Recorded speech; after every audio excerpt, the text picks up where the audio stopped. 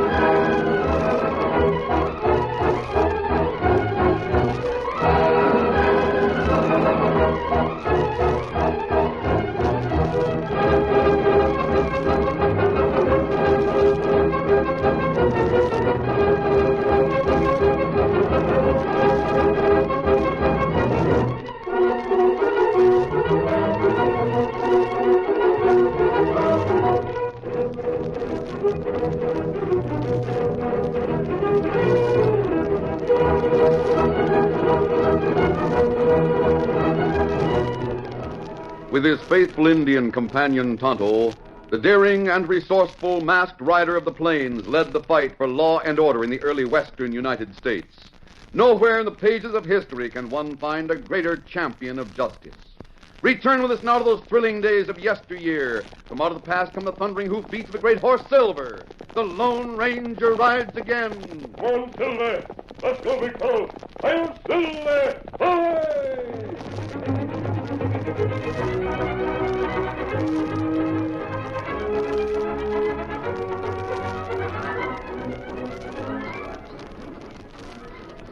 The westbound stage creaked and swayed along the trail a few miles outside of the little town of Benton. Inside the coach, Dan Reed, 14-year-old nephew of the Lone Ranger, sat staring out at the wild, familiar country he loved so well.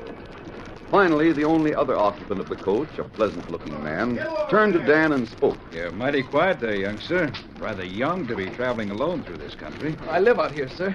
I'm used to going about alone. Well, that is on fairly short trips. I noticed you got on at the last town. Going very far? Oh, no, just as far as Benton. I went over to Pine Rock yesterday to see a friend. I see. What's your name, son? My name's Dan Reed. I have friends waiting for me in Benton. I'm going on through to Pecos myself. Oh? You don't talk like a Westerner, sir. I'm not. I'm from the East.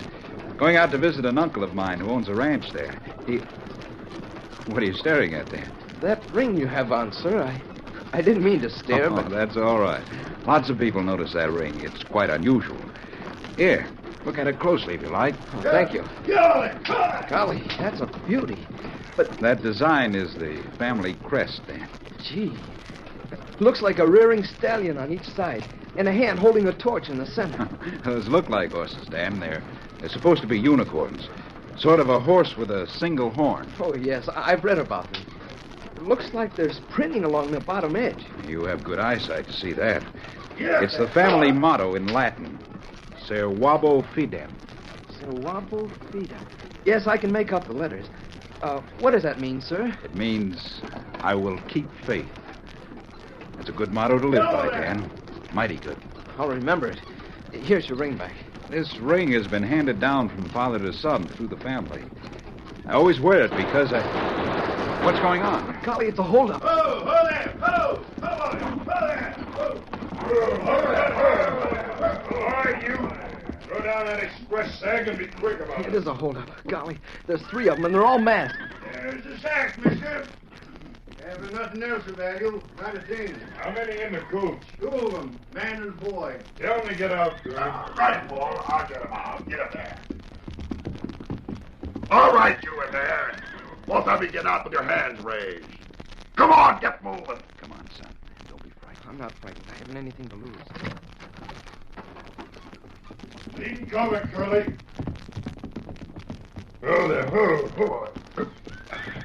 I don't have a gun, mister, so you needn't... Shut up. I'll do the talking. He's a tenderfoot, Bull. Look at them clothes. Never mind that. All right, you give me your money. Here's all I have. And that watch and chain. Well, I have to. Here. Yeah, that'll bring something. And I'll take that stick pin, too. You don't miss anything, do you? Keep your mouth shut. I don't shut him up, Bull. Hey, look. When he put his hand up to his mouth, I seen a gold ring, Bull. No. No, you can't take that. Better give in to them, sir. They're dangerous outlaws. Give me that ring or I'll shoot it off your hand. I guess there's nothing else to do. Here. Yeah, try it on for size. Yeah, not bad. Not bad at all. Now, see here, mister. I don't mind being robbed of everything else, but that ring, it means a great deal to me. I told you to shut up. Go. That'll teach him. If certain friends of mine were here, you wouldn't get away with that, I'll bet. Say, the buttons got spunk, Bull. I don't like fresh kids. Get back in the stage, you, before I bat you down. Well, go ahead, kid, and consider yourself lucky. I'm going to help the man up first. Here he's got the mark of his own ring right on the side of his jaw. Well, let's go, boys. Steady there.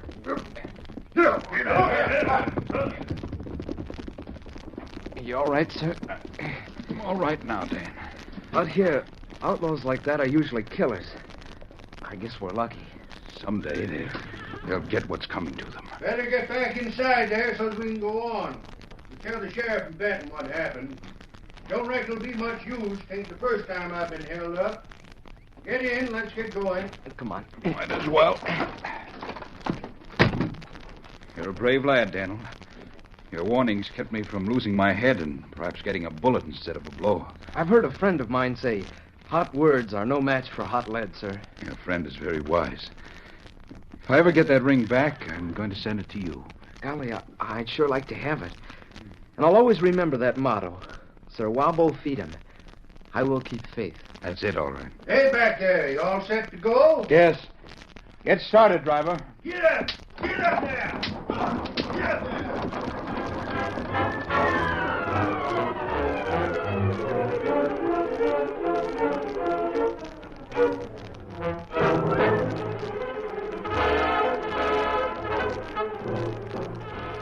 When the stage arrived at Benton, the sheriff was notified of the holdup, and he set out with a posse to scour the territory for the outlaws.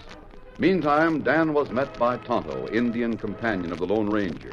And before long, the boy and the Indian reined up at the Lone Ranger's camp in the nearby hills. Oh, Scout. Oh, wait, sir. Hold, steady. Well, Dan, have a nice trip. Oh, yes, sir. The stage got held up on the way back. Stage held up? That's right, Kimasabi. Driver tells Sheriff in Benton. Posse out hunting outlaws now. Tell me about it, Dan. Well, there were 3 men. One, the leader, was big and tough. He was called Bull. One of the others, a dark, curly-haired man, was called Curly. The third one just sat a little distance away and kept us covered with his gun. They were all wearing their neckerchiefs up over their faces as masks. I see. Anyone hurt? Well, no, sir. There was only one other passenger riding with me. A nice Easterner going to Pecos. I took everything he had, including the ring he wanted to keep. He was knocked down for trying to keep it. He must have thought a great deal of that ring to risk a bullet. Oh, he did. It was a family ring handed down to him. It had a crest on it and a motto in Latin that said, Sir Wabo Feedham. Sir Wabo Feedham. I will keep faith. That's right. He said it meant that, sir.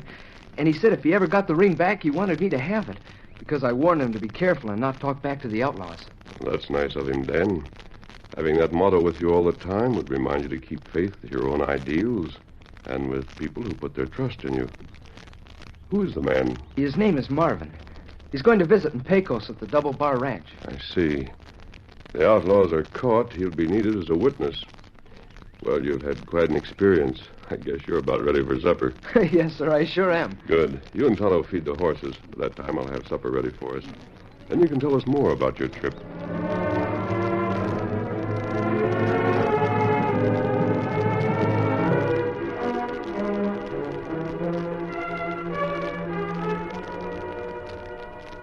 It was almost a week later when Dan Reed went to town for a few supplies. The old storekeeper was getting up Dan's order. Now, let's see, son. You said a slab of bacon, didn't you? That's right. Well, here's a piece that's got a lot of lean in it. Yeah. Anything else? Did you get that stuff together for me, mister? Sure did. That's it there on the counter. Come to $10.50 and all. Well, there's your money. Grab the stuff, Curly. Yeah, boss. Come on. Let's get out of here. Hey, sure was a nice big gold ring that hombre had on. Did you notice it, son? Yes, I did. For now, what else do you want? I have to go out for a while. I'll come back later for the supplies. Say, wait a minute, son. Hold on. I'll be back. Easy, Victor. Steady, boy. They're the outlaws, all right. All right, Victor. We'll trail them and see where they go. Then we'll come back for the sheriff. Come on, Victor.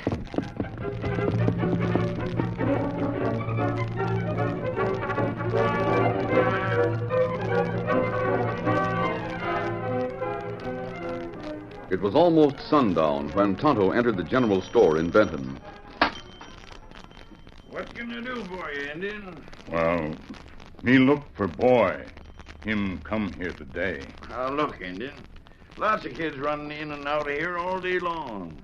Reckon it'd take up all my time if I tried to keep track of them all. Oh, him nice looking boy. Plenty brown, wavy hair. Blue eyes. Wear nice clothes. Him about so tall.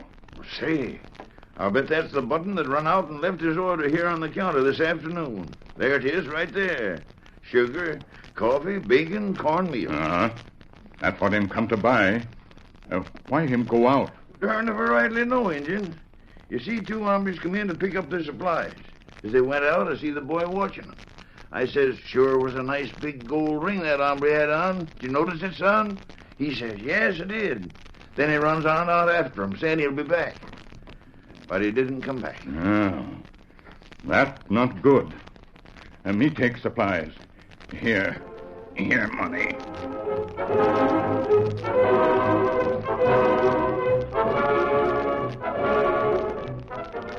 Meantime, Dan had followed the two outlaws far into the hills.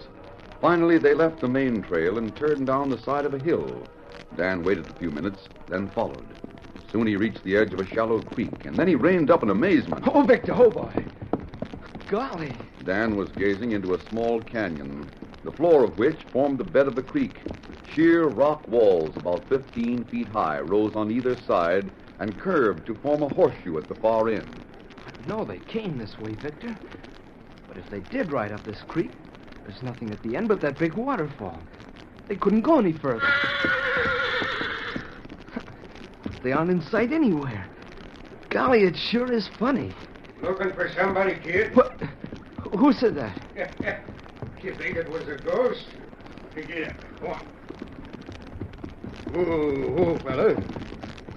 Hey, you're the fresh button who was on the stage the other day, ain't you? I remember now. You must have been the third outlaw who was with him. You figure smart, don't you? Look, kid, you weren't so smart to follow Bull out here, though. No? No. They knew they was being followed.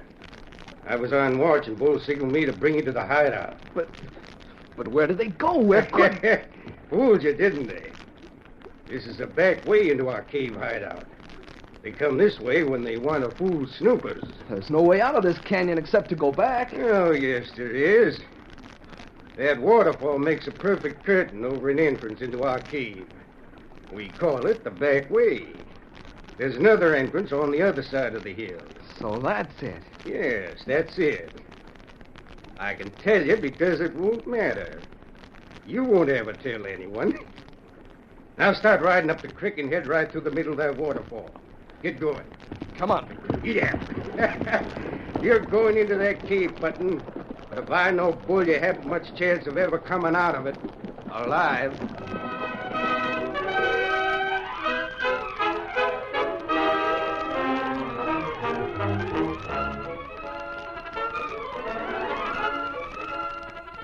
The curtain falls on the first act of our Lone Ranger story. Before the next exciting scenes, please permit us to pause for just a few moments.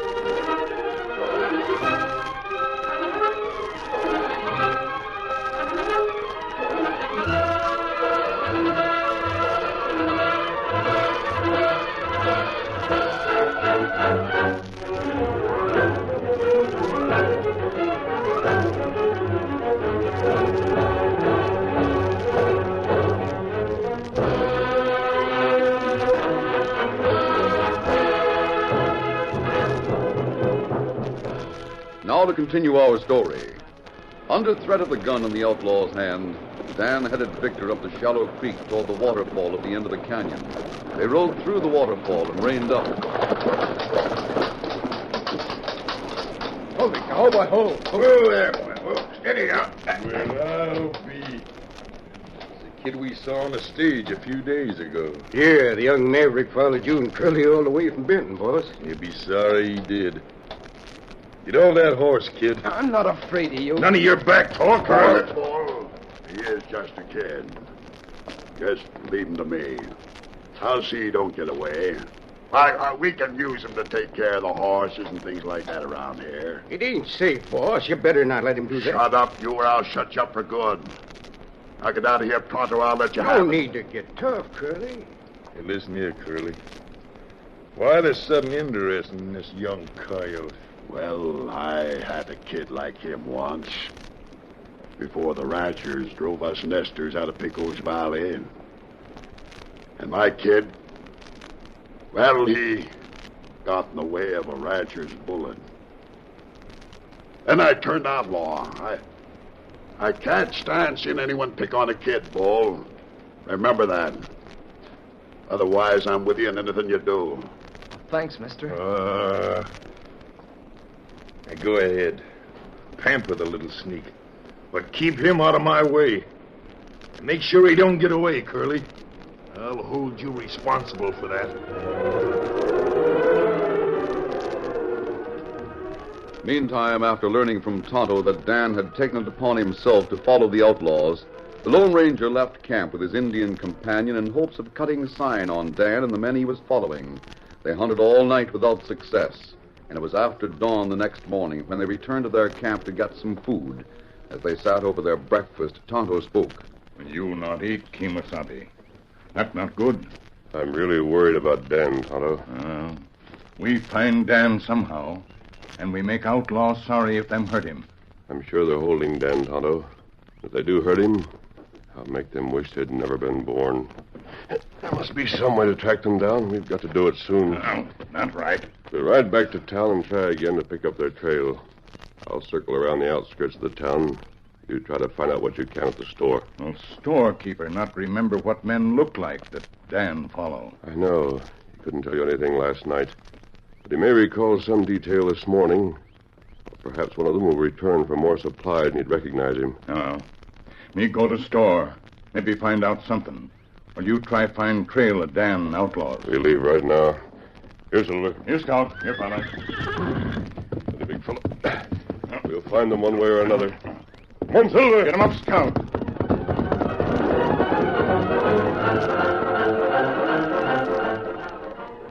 Back at the outlaws' cave, Dan had been trying to think of some plan by which he could get in touch with the Lone Ranger. The night before, while Curly was tying him up for the night, Dan suddenly started to cough. All through the night, he coughed intermittently, much to the annoyance of Curly and others. Say, listen, kid, that coughing of yours sounds bad. What's more, it gets on everybody's nerves, and that ain't so good. But sometimes there are things you can't help. If I had some of my cough medicine here, I could stop it right... Well, what kind of stuff is it, kid? It has a funny name. Could be an Indian name. I guess it's something the Indians make. But it sure would make me stop coughing. Well, do you know the name of the medicine? Yeah, I think so. Maybe if I wrote it down, you could bring some back with you from Benton. Now, look, Button. You don't think for 1 minute I'd hand somebody a note in your handwriting. Maybe you're trying to pull a trick, huh? If I can think of the name of it, you can write it down. Or even just remember it. Well, I guess that'd be all right. What's the name of the stuff? Serwabofidum. What's that? Serwabofidum. Funny name, isn't it? Yeah, I'd better write that down. I'll never remember it. Well, here's a pencil stub I carry in my pocket. Yeah, but I need a bit of paper. I have a piece of that, too. I had a list of supplies written down on it when I saw you in the store yesterday. Well, I'll tear a bit off the bottom of that. There. Now, how do you spell that Indian cough medicine, kid? Let's see. S-E-R-W-A-B. R. Wait a minute now. E-R... V. A. B. O. B. O. O. That's one word. Then the other one is F. F. I. I. D. E. M. D. E. E. M. Yeah. Show it to the storekeeper. He ought to know what to do about it. Well, all right, Button. I'll bring some of it if he has it. Hey, you watch your step while I'm gone, though. Yes, sir. You see, some of these hombres think I'm soft for sticking up for you. So you have to be careful, huh? Well, I'll see you later, Daniel. Adios. Later in the general store in Benton, Curly handed the slip of paper upon which he had written the words Dan gave him to the storekeeper. By the way, mister, do you have this cough medicine here? Surveyable... Item. Yeah. Well, that's something I never heard of before. What kind of strange mumbo-jumbo is this, anyway? Well, my friend who wants that cough medicine says it's Indian. Well, maybe it is that. You can't prove it by me. Tell you what, how long are you going to be around town? Well, I long enough to get a couple of drinks, I reckon. Leave this here. A few Indians come in here every day. I'll ask some of them about this. Maybe I can get it for you. All right, I'd sure like to get it. You see, my friend has a pretty bad cough. I'll be back later, then.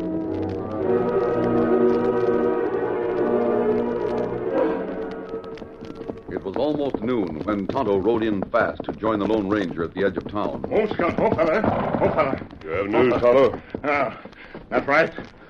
Storekeeper say man come there with name of cough medicine. Cough medicine? That's what feller think. Words on paper say like this. Here, let me write 'em down. So I'll both feed 'em. Tonto, that's the motto in the ring those outlaws stole. That's right. That was a trick of Dan's to let us know the man is one of the outlaws. Is the man who wanted the medicine still in town? Him there. Steady, big fella. It's time for us to move. Come on, Silver. Get him up, Scout.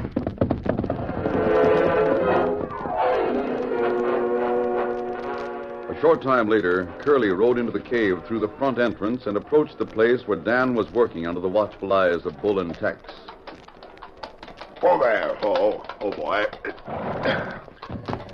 Well, howdy, Button. I didn't have any luck getting that Indian cough medicine you asked me to get. I showed that name you gave me to the storekeeper, but he didn't know anything about it. What are you talking about, Curly? This kid hasn't got any cough. He hasn't coughed all day. Bull and me's been right here with him. That's right. Hey, Bull. The man standing in a big white stallion looking around outside the waterfall. Somebody got wise, Bull. I'll go pump some lead at that masked hombre. He won't know what hit him. No, you fool, let him snoop.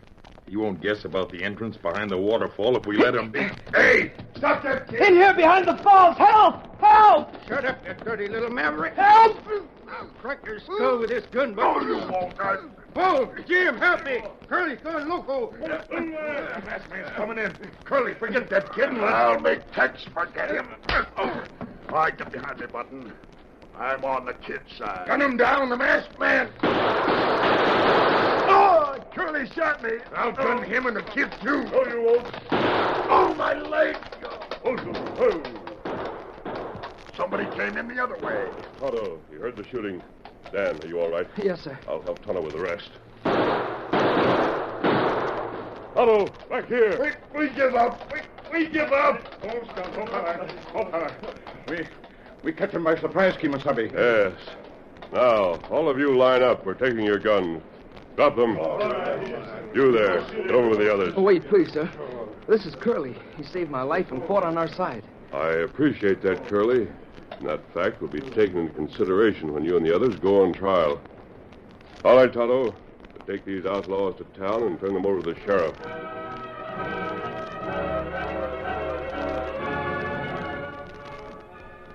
The last day of the outlaw's trial, Dan left the courtroom and went outside to wait for the Lone Ranger and Tonto. Sometime later, the masked man and his Indian companion approached the hitch rack where Dan waited. Two men were with them. Mr. Marvin and Curly. Yes, Dan. They both want to say goodbye to you. That's right, Daniel. I came over from Pecos to testify. Now that it's over, I'm riding back. But Curly, what I mean Well, is... Button, thanks to you and your friends, the judge put me on probation for 2 years in custody of Mr. Marvin here. Golly, I'm glad you don't have to go to jail. Well, so am I. You see, back there in Pecos County, I thought the world was against me because of those ranchers. But now I know that if an hombre plays the game square, he'll come out on top sooner or later. You've learned your lesson well, Curly. Then, Mr. Marvin has something to give you. Yes, Daniel. I told you on the stage if I ever got that crested ring back, I was going to give it to you. Here it is. Oh, golly. It was the motto on this ring that brought my friends to the Outlaw's Cave. It said, Wabo Feeder. You sure pulled the wool over my eyes when you had me ask for cough medicine by that name, Button. What's the words really mean? They're Latin words meaning, I will keep faith. Well, I'll remember that. Well, I guess we have to hit the trail now for Pecos. I'll be going back home, sorta. Well, adios, Button. I won't forget you. Wait, Curly. Here's something to help you remember. Steady, boy. We'll see you again. Easy, big fella, easy. Good luck, Curly. Thank you. Adios. One fiddle there. Get him up, Scout. Come on, Victor. Say, what was it Dan gave you, Curly? Something that set me thinking, Mr. Marvin. A silver bullet. Silver bullet? Yeah, but we've been wondering who that masked man is all this time. And nobody seems to know. But I saw him hand Dan this silver bullet. That means our masked friend is a Lone Ranger.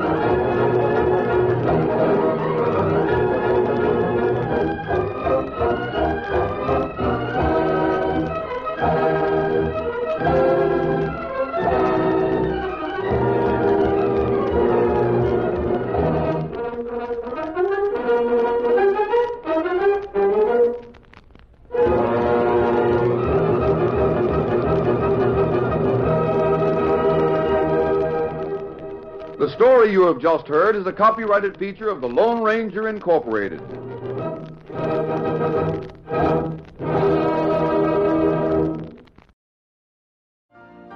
You've been listening to the OTR Gold Network. Find more classic radio at otrgold.com.